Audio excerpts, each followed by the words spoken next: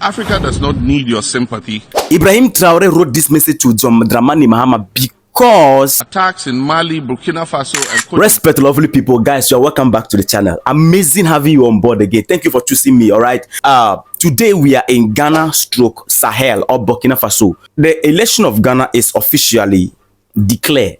John Dramani Mahamah is the president of Ghana. Just after he was declared as the president of Ghana, the president of Burkina Faso, the military leader of Burkina Faso, the justice man, Ibrahim Traoré, congratulated him with a message. I'm going to read that message to you. Now, there's one question around. The president-elect John Dramani Mahamah, is he going to come into office and work with France and the co through ECOWAS against the Sahel? Where does he stand in that regard? We are going to find out.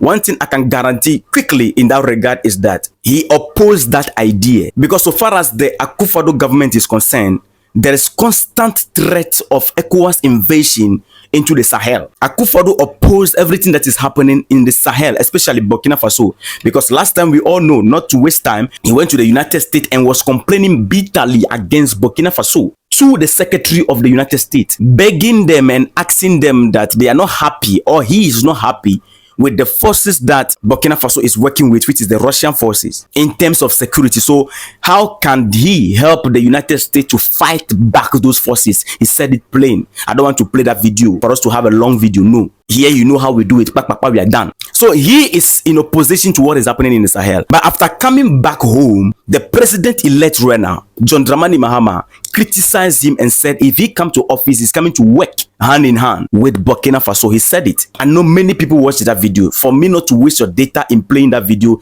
he said it. There is another thing also. Is he a puppet or someone who doesn't care about the unity of Africa, the borderless Africa, and the things we have been preaching about Africa? Where does he stand there? I'm going to take you back to one of his amazing unscripted speech at the General 71 session of the United Nations. A powerful speech that we were not paying attention to, or we did not pay attention to. That speech will tell us where exactly he stands and what he's coming to do in regards to the Pan-African movement. In that video, Mahama reminded them of slavery and colonialism, reminding them that the war around was fueled by them. He reminded them of not listening to Michael Jackson. He reminded them of Berlin Conference. He told them about how they cripple our agriculture potential, our farming potential, how they are the reason why Africans are migrating to Europe. He told them to the face that Africa does not need their sympathy. And he also told them that they cannot enforce their democracy on us. He spoke and made shocking remarks about the terrorism in the Sahel, Mali, Niger, Burkina Faso, including Chad.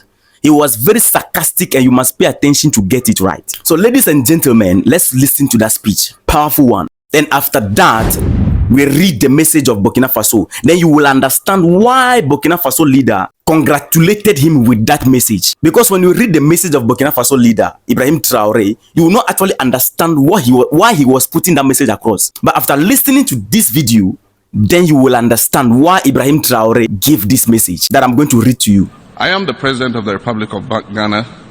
I was born 1 year after my country gained independence from colonial domination in 1957. I was born in the same year as Michael Jackson, whose untimely tragic death shocked the whole world. Michael was also known as the king of pop and was one of the greatest entertainers that ever lived. The words of his 1991 hit song, Heal the World, continues to echo to us from his grave. Michael Jackson sang, and I quote, "Heal the world, make the world a better place for you and for me and the entire human race." His song was released in 1991 and came at a time of excitement for the whole world. In the 58 years of my life, I have seen the world change more rapidly than in the millions of years of its existence. My life has spanned the excitement of the post-war era, the heady days of our liberation from colonial rule in Africa, the Apollo moon landing, the Cold War, the excitement at the fall of the Berlin Wall, the era of globalization, the end of apartheid, the global progress of the MDGs, the Arab Spring, Brexit, China's slowdown, SDGs, ISIS, cyber attacks, and it goes on and on and on and on. Mr. President, our world today is more complicated than it has ever been. And the question I ask is, what happened to the ideals that gave birth to this organization, the United Nations? What happened to that enthusiasm that captured the spirit of the post-war world that envisioned peace, safety, and security for all of mankind? What happened to the excitement at the thawing of the Cold War? And what happened to our joy at the collapse of apartheid? The era of the Cold War created a paradoxical safety and security. The bipolar world and the arms race assured mutual destruction from any nuclear war. And therefore the world was a more predictable place. Those of us in developing countries hid behind our shield of the non-aligned movement. We marched against nuclear armaments and envisioned the day the nuclear arms race would end, so that the trillions of dollars that were being spent by the superpowers on nuclear weapons will yield a dividend that will create a life of prosperity for all people on earth. President Reagan stood before the Brandenburg Gate in Berlin in 1987 and said, Mr. Gorbachev, I quote, Mr. Gorbachev, open this gate. Mr. Gorbachev, tear down this wall. Quotations closed. In President Reagan's words, walls cannot withstand faith, walls cannot withstand truth, and walls cannot withstand freedom. The fall of the Berlin Wall envisioned a new world, the era of globalization, an age where trade and interaction amongst people of the world would spread prosperity across the globe. A young man in West Africa drops out of school and takes to selling petty items along the streets of the city. Agreeing with 4 of his friends, they decide to raise money and try to make it to the greener pastures of Europe. They paid their way through Niger and arrive at Agadez, from where they brave the trek of death. This is a dangerous hike across the harshest desert on earth, the Sahara. They are attacked by bandits along the way and robbed of all their money and provisions. They are rescued by some good Samaritan. 2 members of their group do not make it through the desert crossing. After months of living under the threat of death from many of the armed groups, including ISIS in Libya, they finally board an overloaded dinghy bound for Italy. Rescued from the sea after their dinghy capsized, only one of them remained, held in a refugee center in Italy. And this could be the story of any young African seeking a better life in Europe. Mr. President, all over the world, there are new walls coming up. Walls that imprison us against the rest of the world. The young African refugee in an Italian detention center is facing one such new wall now.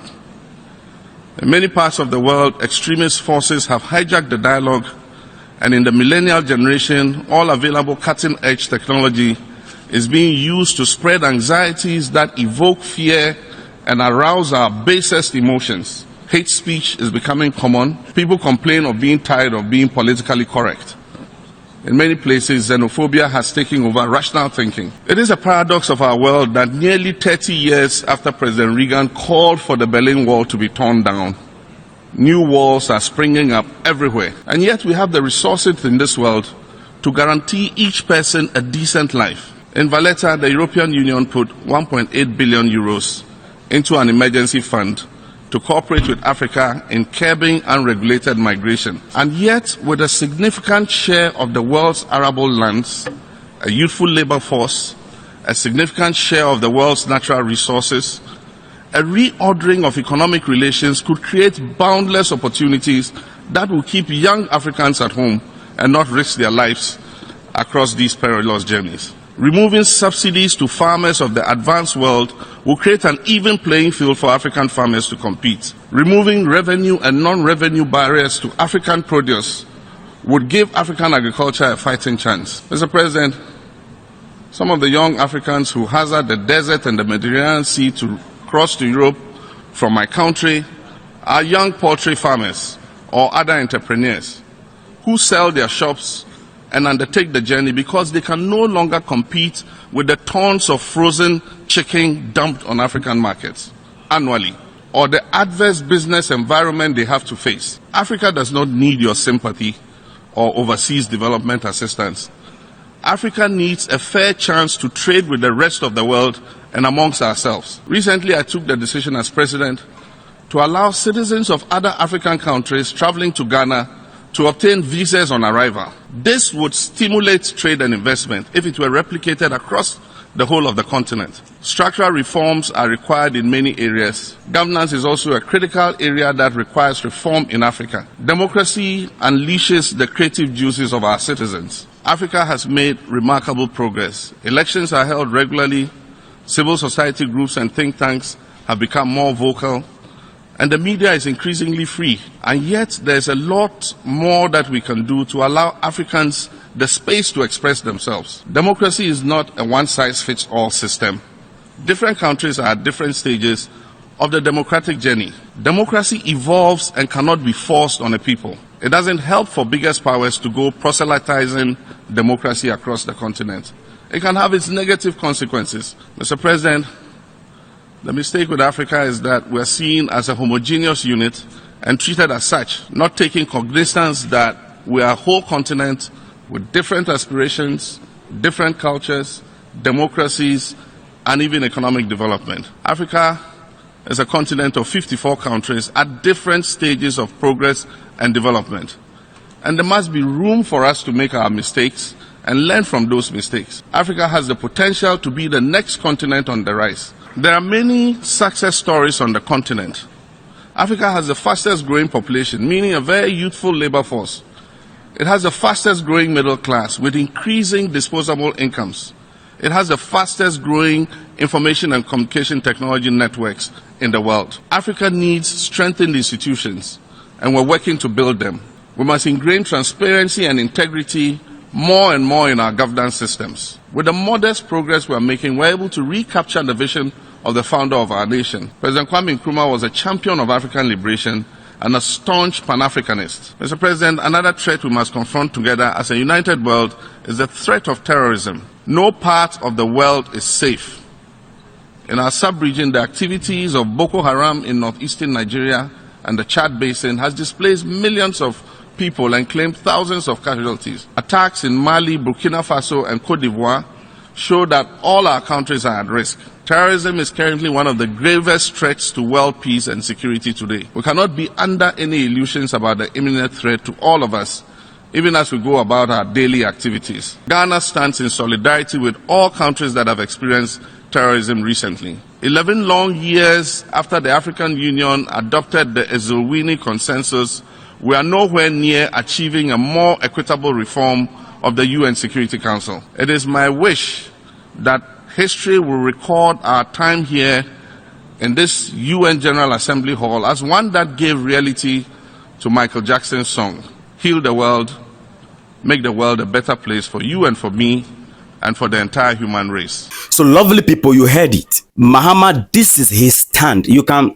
clearly see his stand on the Pan-African movement through this speech. I am somebody that I don't trust politicians' words. I trust action. And so now he's going to take over office and we are going to put our eyes on him and then watch whether his action is going to blend with his words. Now, this is the message Captain Ibrahim Traoré posted in congratulating President John Dramani Mahamah. He said, I extend my warmest congratulations to President John Dramani Mahamah for his resounding victory in the presidential election this Saturday, December 7th, 2024. I express the hope that his mandate at the head of the Sister Republic of Ghana will see the strengthening of the age-old relations of good neighborly line between our two countries, and that together we will build a stronger and better integrated sub-regional space for the happiness of our people. Ibrahim Traoré wrote this message to John Dramani Mahamah because this Akufo-Addo government have strained relation between the two nations, Ghana and Burkina Faso. But guys, I don't want to make a whole story about this, but let me know your thoughts in the comment section. And don't forget to like and subscribe. Also, click the notification button so that anytime we drop updates, you have first hand of it. Respect.